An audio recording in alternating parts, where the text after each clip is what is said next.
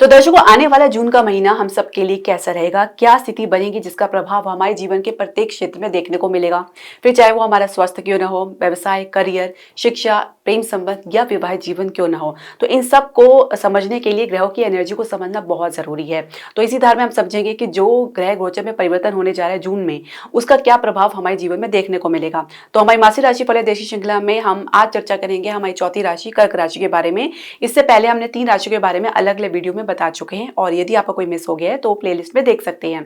तो आज के वीडियो में चर्चा करेंगे कर्क राशि वालों के लिए, यानी उनके लिए आने वाला जून का महीना कैसा रहेगा।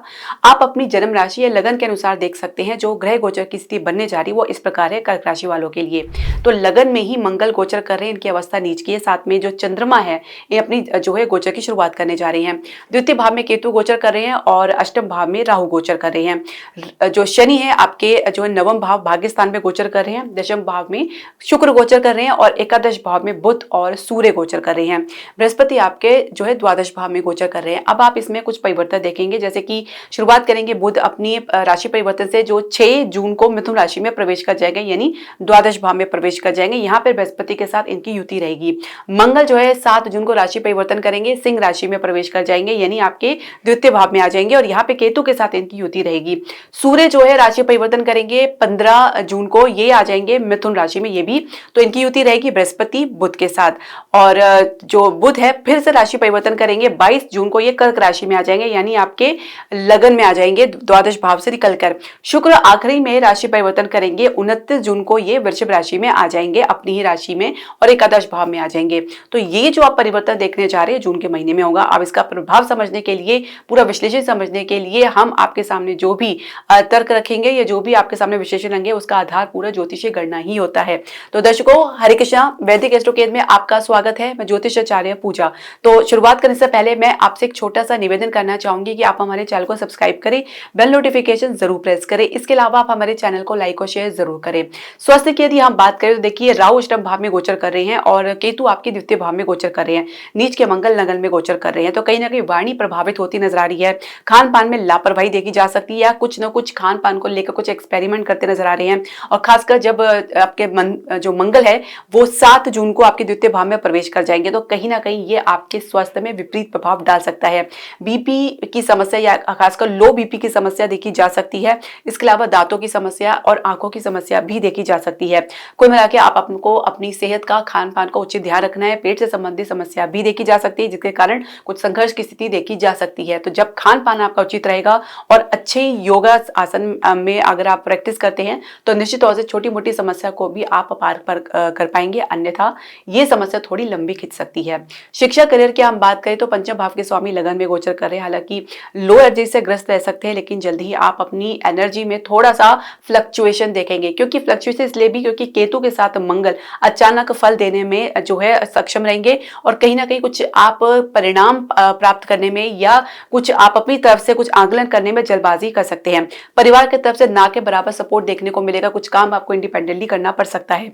कंपटीशन की हम बात करेंगे तो सफलता आपको जरूर मिलेगी, परंतु कुछ प्रयास करने के बाद ही, कुछ असफलता के बाद ही कुछ सफलता मिलती नजर आएगी।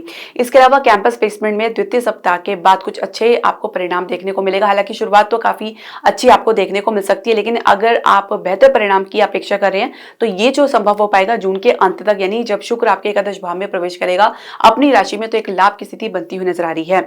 और अगर आपने कुछ करियर की शुरुआत कर रखी है तो आप शुरुआत में ही काफी आप क्रिएटिव मूड में रहेंगे, अपनी प्रतिभा दिखाने का पूरा अवसर मिलेगा और इसी आधार पे आपको ग्रोथ भी देखने को मिलेगा। एक अच्छे वेल प्लान के साथ आप अपना आगे करियर को मूव करेंगे और साथ ही इसके आधार पर आपको एक अच्छी दिशा और गति दोनों देखने को मिलेगी।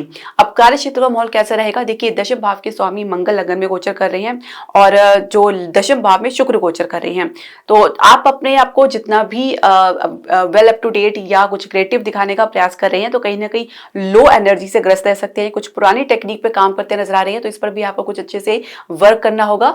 हालांकि आपके अधिकारी या सीनियर्स का सपोर्ट आपके साथ रहेगा, कुछ नया सीखने को भी आपको मिलेगा और कुछ नया अनुभव भी आपको हो सकता है। कुछ ग्रोथ के चांसेस भी आपको देखने को मिलेगा, खासकर द्वितीय सप्ताह से ये और भी ज्यादा स्ट्रांग होगा। थोड़ा सा वाणी में नियंत्रण बना के चलना होगा। आपको समय डिसाइड करना होगा कि जब आपको बोलना है वो समय उचित है या नहीं। बिना उचित समय के बोलना आपके लिए अच्छा नहीं होगा, हानिकारक रहेगा, खासकर एक समस्या का कारण बन सकता है। तो ये जो समय निर्धारित करना है, कब क्या बोलना है, ये आपके आपके कॉन्शियस लेवल, विवेक शक्ति पर डिपेंड करता है। हर बात पे प्रतिक्रिया देना जरूरी नहीं है, कभी कभी धैर्य से काम लेना होगा। जो बात आपको कहनी चाहिए वो आपको जरूर कहनी चाहिए, और जो नहीं कहनी चाहिए उस पर आपको जो है सोच विचार करना होगा। इसके अलावा नई नौकरी के लिए प्रयास कर रहे हैं तो जैसे वही बातें, संघर्ष की स्थिति बनी हुई है, क्योंकि छठे भाव के स्वामी बृहस्पति द्वादश भाव में गोचर करें, यहाँ पे विपरीत राजयोग तो बन रहा है, परंतु ये परिणाम तभी आपको देगा जब आप विपरीत परिस्थिति से बाहर निकलेंगे, अपने फेवर में रखेंगे। तो ये आपको तभी मिलेगा जब आप संघर्ष थोड़ा करेंगे और कुछ असफलताएं देखेंगे, लेकिन एक सफलता आपको मिलती नजर आ रही है। अब हम बात करेंगे आपके व्यवसाय की और बिजनेस की हम बात करेंगे। तो देखिए, सप्तमेश शनि है आपके नवम भाव में आ गए हैं। अब पहले से स्थिति अब आपको बेहतर देखने को मिलेगी, भाग्य का सपोर्ट आपको देखने को मिलेगा, देर से सही मगर काम बनता हुआ नजर आएगा। किसी नए वेंचर्स में, नए निवेश में भी रुचि दिखा सकते हैं, उसमें भी कुछ मार्ग खुलता हुआ नजर आएगा। इसके अलावा और भी ज्यादा परिस्थिति बेहतर बनेगी जून के अंत तक, हालांकि अभी भी शुरुआत काफी आपको अच्छी देखने को मिलेगी। आज अगर आप विदेश के लिए प्रयास करें तो उसमें भी कुछ आपको कह सकते हैं कि लंबे विलंब के बाद कुछ अच्छे परिणाम देखने को मिल सकते हैं। तो धैर्य आपको बना के रखना होगा। ये पूरी जनवरी की अगर हम बात करें तो धैर्य के साथ आपको चले, जब तक कि मंगल का संबंध केतु के साथ रहेगा या युति केतु के साथ रहेगी, तब तक आपको जो है ये धैर्य बना के चलना होगा, तभी आप कुछ परिणाम प्राप्त कर पाएंगे। अन्यथा इसी प्रकार के भटकाव में आप रह सकते हैं और कुछ नुकसान भी उठा सकते हैं। इसके अलावा सरकारी क्षेत्र से अवरोध दूर होगा, या सरकारी क्षेत्र से आपको जो है कुछ सहायता प्राप्त हो सकती है। फाइनेंशियल सेक्टर के लिए ये समय काफी उचित रहेगा और एक प्रकार की मजबूती आपको देखने को मिल सकती है। शुरुआत थोड़ी ढीली रह सकती है, लेकिन धीरे धीरे आप उसको पिकअप करेंगे। शेयर मार्केट थोड़ा सा आपको निराश करती नजर आ सकती है। रियल स्टेट में और प्रॉपर्टी के बिजनेस में, घरेलू उद्योग में एक अच्छी गति आपको देखने को मिलेगा। अब हम बात करेंगे आपके प्रेम संबंध की। तो देखिए, प्रेम संबंध को लेकर थोड़ा एक फ्रस्ट्रेशन के मूड में आप रह सकते हैं, कुछ चिड़चिड़ापन आपके भीतर देखा जा सकता है, कुछ अस्थायी परिस्थिति को लेकर कुछ परमानेंट डिसीजन लेते हुए नजर आ सकते हैं, इसका कोई आधार नहीं है। साथ ही किसी के उकसावे में आकर भी कुछ गलत स्टेप ले सकते हैं, या किसी के बहकावे में आकर आप अपने रिलेशनशिप में कुछ गलतियां कर सकते हैं, और जिसकी वजह से आप लोगों के बीच में कुछ डिस्टेंस क्रिएट हो सकता है। देखिए, राहु की वजह से मति भ्रम के पूरे चांसेस हैं। राहु की दृष्टि मंगल पर पड़ रही है, यहाँ पे मंगल की दृष्टि राहु पर तो नहीं, राहु पर भी पड़ रही है, तो एक कह सकते हैं कि अंगारक योग बन रहा है। तो एक क्रोध की सीमा जो आपने खराब कर रखी है अपने जो अपने भीतर लाकर, उसके कारण जो रिलेशनशिप खराब हो रहे हैं, वो उसका प्रभाव आपको अपने जीवन में देखने को मिलेगा। अब 7 जून को जैसे ही मंगल आपके द्वितीय भाव में प्रवेश कर जाएंगे, तो ये और भी असर सिवियर होने वाला है।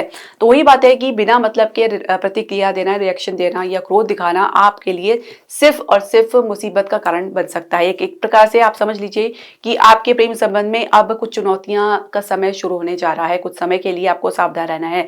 इसके अलावा हम बात करें विवाहित दंपति की, तो सप्तमेश की स्थिति पहले से काफी बेहतर है। एक दूसरे को समझने का अब आप प्रयास कर रहे हैं, समझने की कोशिश कर रहे हैं, एक सहयोगिता दिखा रहे हैं।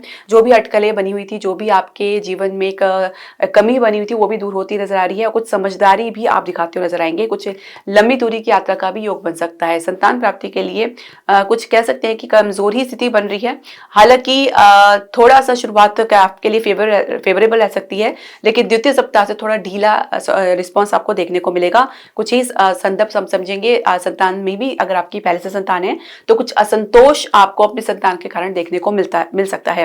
तो अब उपाय क्या करना है आपको? देखिए, अपने आपको लग्नेश को मजबूत करना है। देखिए, जब जो परिस्थिति आपके विपरीत बन रही हो, तो ऐसे में अपने सबसे मजबूत साथी अपने लग्नेश को आपको मजबूती देनी है। प्रत्येक सोमवार को शिवलिंग पे कच्चा दूध से जो अभिषेक करना है, और वहीं पे बाकी का दूध आप रख दें या कुछ सफेद वस्तु का दान कर सकते हैं, तो ये आपके चंद्रमा को मजबूत करेगा। ओम नमः शिवाय का नित्य जाप करें, और इसी पे आपको मेडिटेशन करना है, ये भी आपके मानसिक स्तर को स्ट्रॉन्ग करेगा।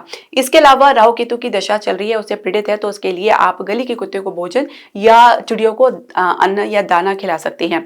गाय की सेवा करना एक प्रकार की बहुत अच्छी एक रेमेडी बताई गई है प्रत्येक ग्रह को कंट्रोल करने की। तो ये छोटे छोटे उपाय आप निरंतर करते रहे। देखिए, दान और जाप से आप अपने विपरीत परिस्थिति को अपने पक्ष में ला सकते हैं, और ये कभी भी निष्फल नहीं होता है। तो इसे कंटिन्यू करते रहें। तो इसके अलावा दर्शकों, आपके जो भी प्रश्न, सजेशन या क्वेरी है, आप हमारे कमेंट बॉक्स में जरूर डालें। हरे कृष्णा।